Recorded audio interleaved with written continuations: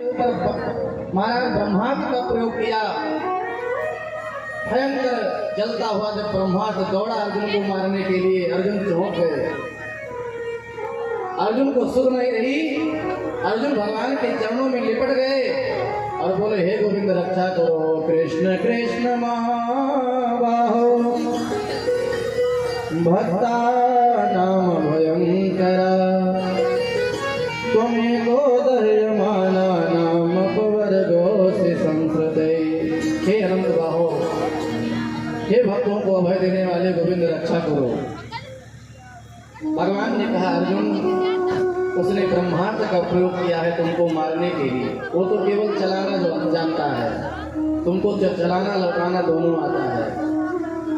ज्यों भगवान ने संकेत किया तो इधर से अर्जुन ने भी ब्रह्मास्त्र का संधान कर दिया, ब्रह्मास्त्र का प्रयोग कर दिया। इधर से अर्जुन का ब्रह्मास्त्र, उधर से अश्वत्थामा का ब्रह्मास्त्र लगा, संसार का अंत हो जाएगा। भगवान ने कहा, अर्जुन को तो केवल चलाना जानता है, तुमको तो दोनों आता है। जो भगवान ने संकेत किया तो अर्जुन ने दोनों ब्रह्मास्त्र को शांत कर दिया। झपट करके अर्जुन ने अश्वत्थामा को पकड़ लिया, रथ में पटक दिया। भगवान श्री कृष्ण ने कहा, अर्जुन इस पापी को मार डालो, ये बहुत बड़ा पापी है, बहुत बड़ा आतताई है, बहुत बड़ा पापी है, इसको मार डालो। मत्तम प्रमत्तम मुनमत्तम सुप्तम बालम स्त्रियम जड़म प्रपन्नम विरथम वेदम नारकम हंत धर्मविद। अर्जुन, कोई सोया हुआ हो उसको नहीं मारना चाहिए, कोई शराब में पागल पड़ा हो उसके ऊपर क्या अस्त्र चलाना, कोई शत्रु हो, उसकी पत्नी घर में अकेले हो, किसी के स्त्री के ऊपर हाथ नहीं उठाना चाहिए। कोई शत्रु ही क्यों ना हो, उसके छोटे बच्चे दरवाजे पर आ जाएं तो बच्चे मन के सच्चे होते हैं, वो भगवान स्वरूप होते हैं। शत्रु का छोटा बच्चा भी दरवाजे पर आ जाए तो उसको प्रेम से रखना चाहिए, प्रेम से बात करना चाहिए, उसको कभी शत्रु के रूप में नहीं देखना चाहिए, क्योंकि बच्चे भगवान स्वरूप होते हैं। उनके अंदर यही नहीं मालूम कौन अपना कौन पराया है, वो निर्मल हृदय के होते हैं। पर अर्जुन, इस पापी ने तुम्हारे 5 बच्चों का वध किया है, मार डालो इस पापी को। अर्जुन ने कहा, जरूर मारूंगा, पर एक बार द्रौपदी के पास ले चलना है। और फिर अर्जुन अश्वत्थामा को खींचते हुए लेकर के आते हैं, द्रौपदी के सामने पेश किया।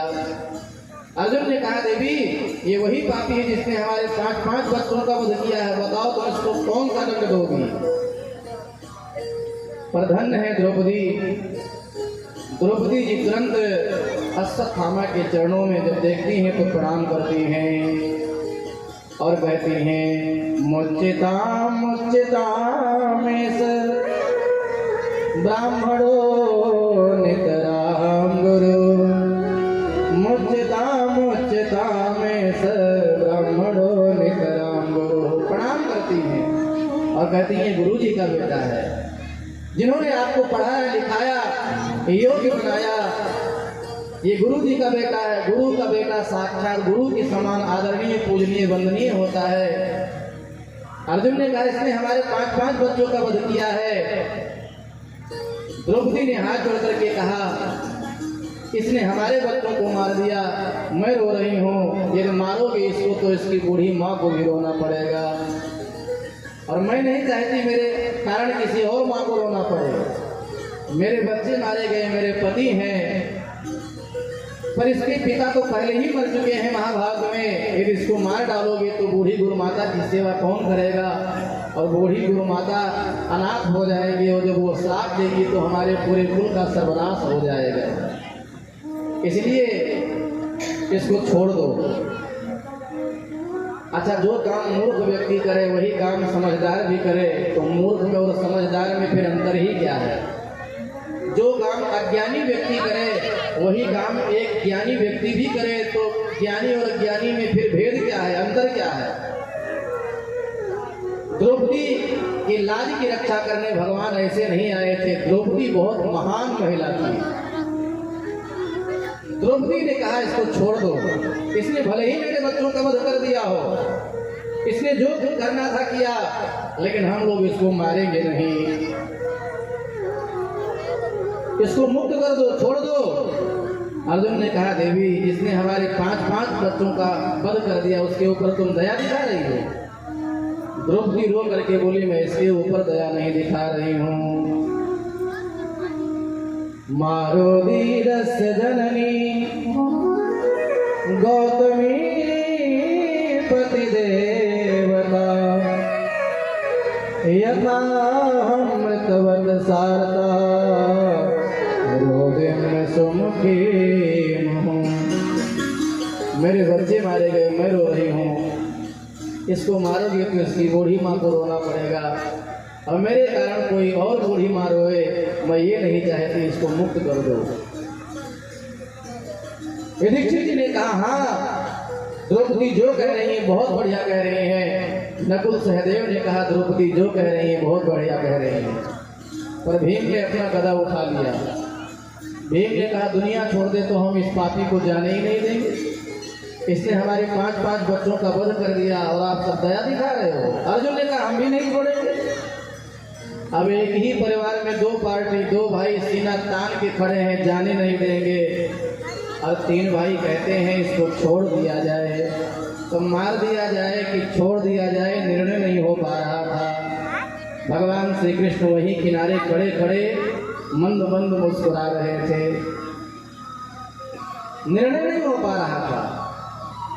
अंत में अर्जुन ने हाथ जोड़ करके कहा, गोविंद आपका क्या निर्णय है, आपका क्या कहना है, इसको छोड़ दें अथवा मार दें? और जब अर्जुन ने भगवान से पूछा तो भगवान ने अर्जुन को और फंसा दिया। भगवान ने कहा, यदि मुझसे पूछते हो तो 2 बात है। क्या?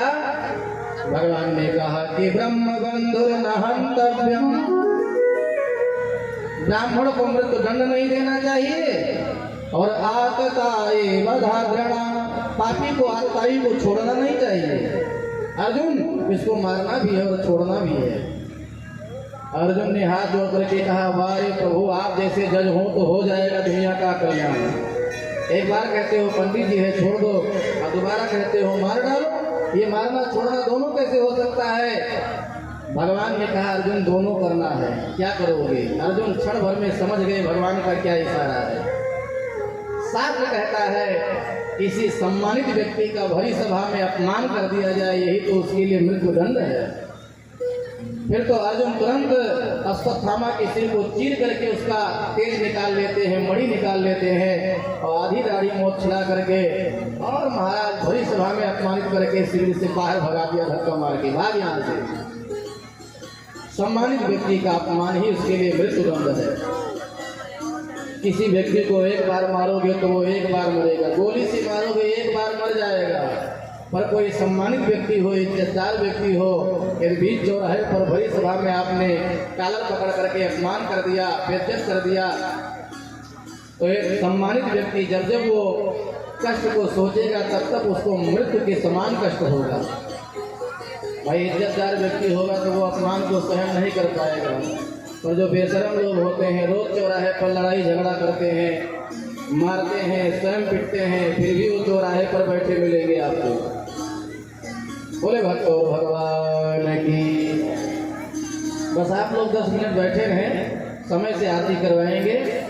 बोले भक्तों भगवान की जय, भागवत भगवान की, श्री यज्ञ नारायण भगवान की जय। अश्वत्थामा अपमान करके वहां से पांडवों ने भगाया।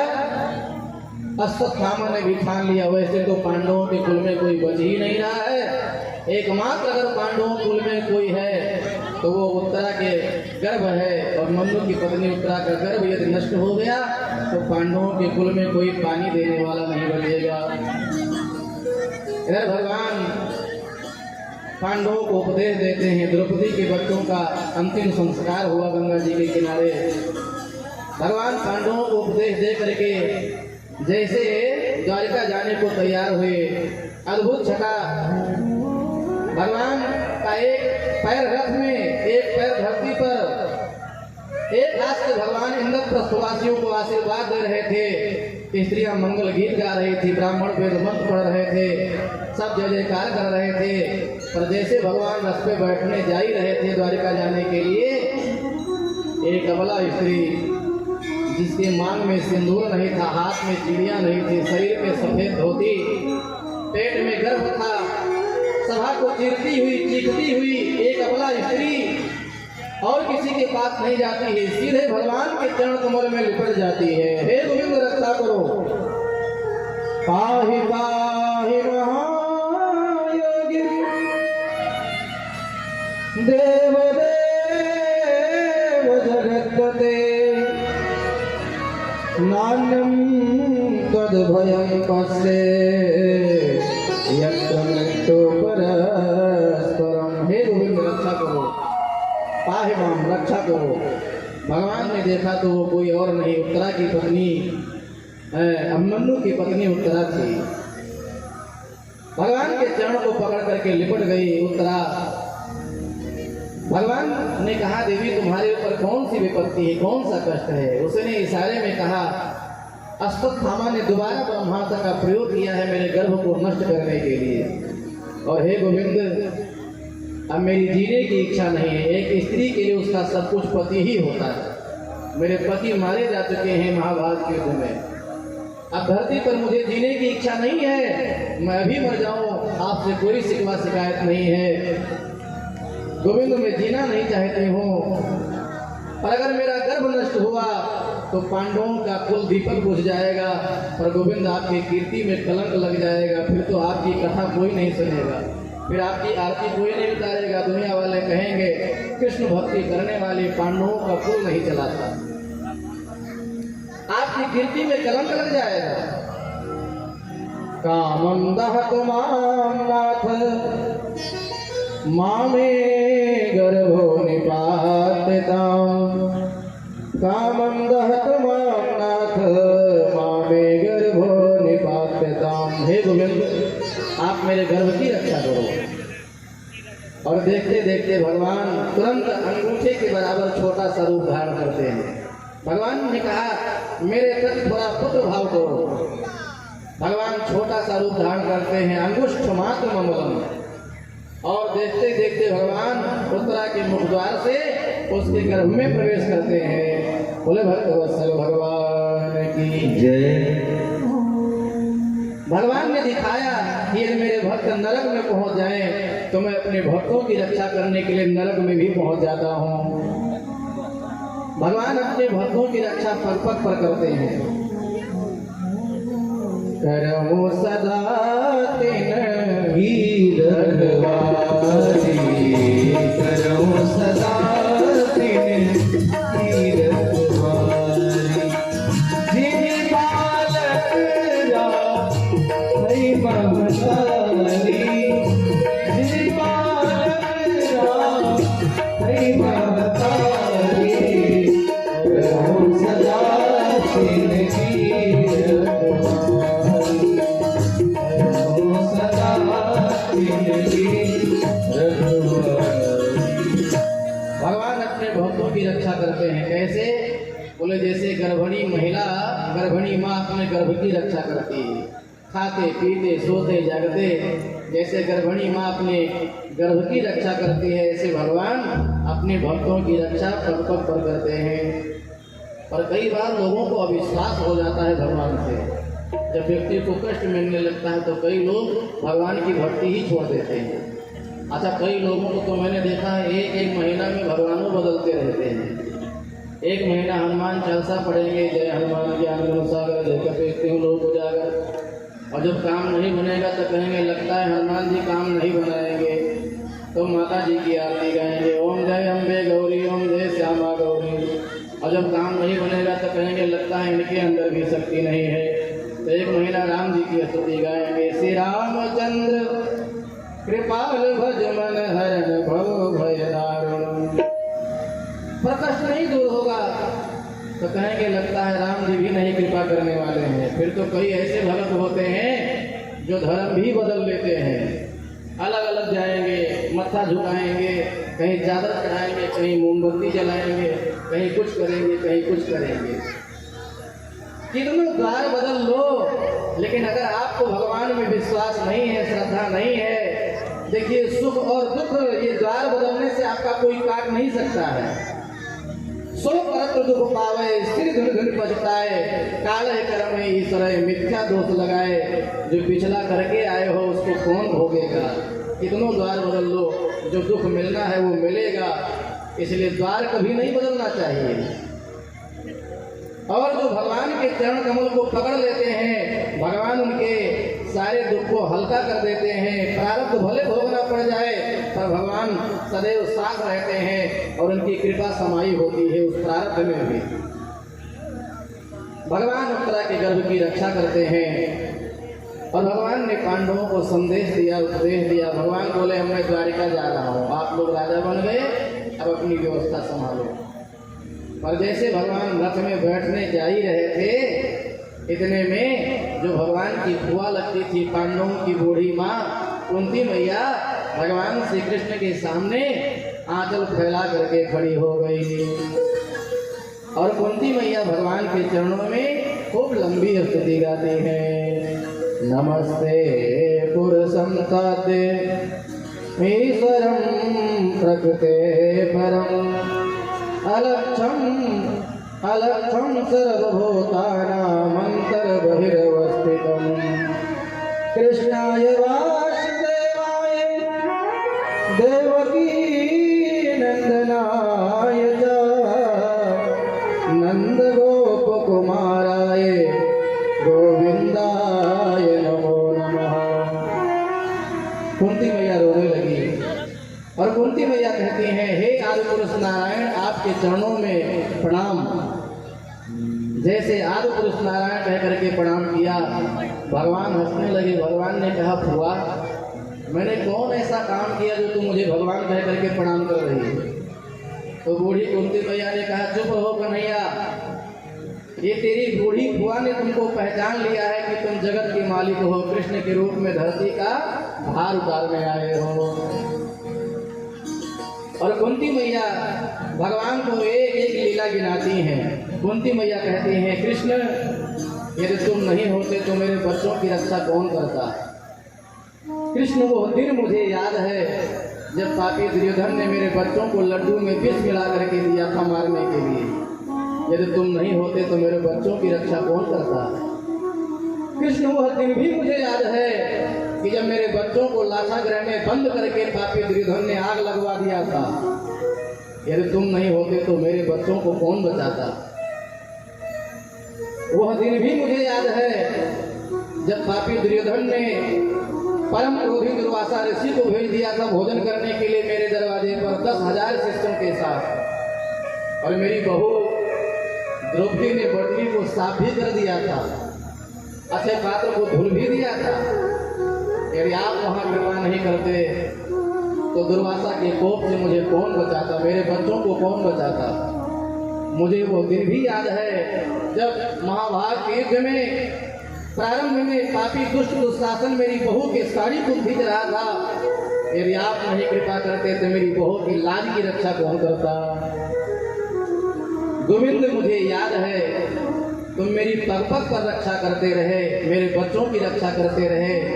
यही नहीं, महाभारत के युद्ध में बड़े बड़े अतिरथी महारथी द्रोण भीष्म के बाण से कैसे मेरे बच्चे बच पाते यदि आप कृपा नहीं करते तो।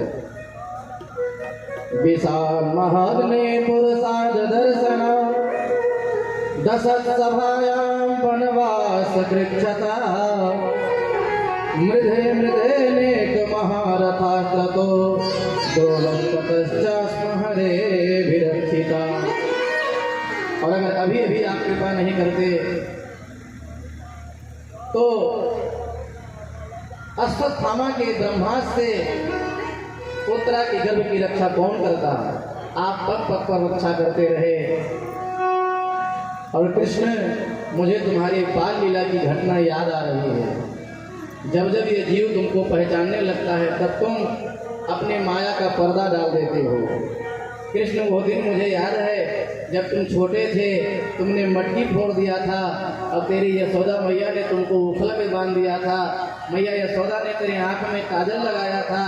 मारे भय के तुमने काजल को मथ मथ के पूरे आंख से काजल को मील के तुमने पूरे अपने करारविंद पे, पूरे मुखमंडल पे फैला दिया था। वो घटना मुझे याद आ रही है। गोप्या ददे कृतकसिदाम तावत् याते दशात्र कलिलांजन संभ्रमाक्षम। तुमने काजल को फैला दिया था। जिनके भय से सारे देवता कांपते हैं, जिनके भय से काल कांपता है, वो गोविंद जब उखल में बंधे थे तो अपनी माँ यशोदा से कांप रहे थे। मैया तो मुझे मुक्त कर दे उखल से, मैं जिंदगी में मटकी नहीं फोड़ूंगा, मैं कभी चोरी नहीं करूंगा। भगवान ने हंस करके कहा, फुआ जी क्या चाहती हो, आपकी इच्छा क्या है? कुंती मैया ने हाथ जोड़ करके कहा, कुंती मैया हाथ जोड़ करके कहती हैं, हे गोविंद, ये तुम्हारी बूढ़ी फुआ तुमसे कुछ मांगना चाहती है, क्या चाहिए? तो कुंती मैया ने जो भगवान से वर मांगा है कोई मांग नहीं सकता है। भगवान देने के लिए प्रसन्न हुए। तो कुंती मैया भगवान से क्या मांगती हैं? कुंती मैया